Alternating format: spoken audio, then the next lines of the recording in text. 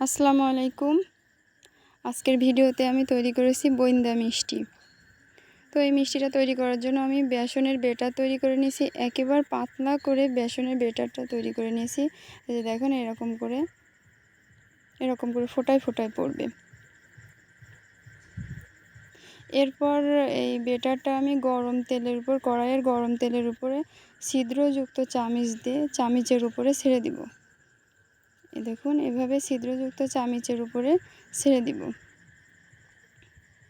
এই যে এইভাবে প্রত্যেকটা মিষ্টি আলাদা আলাদা করে পড়বে।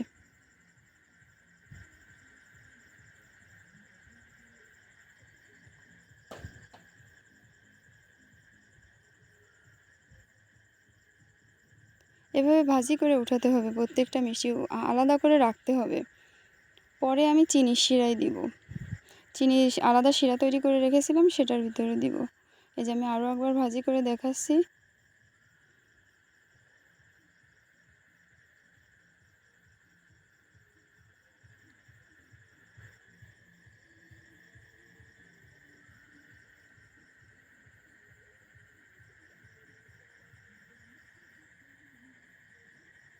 এরপর আমি এই যে চিনি শিরার ভিতর দেওয়া হয়ে গেছে, ব্যাস তৈরি হয়ে গেল কম সময়ের ভিতর বোন্দা মিষ্টি।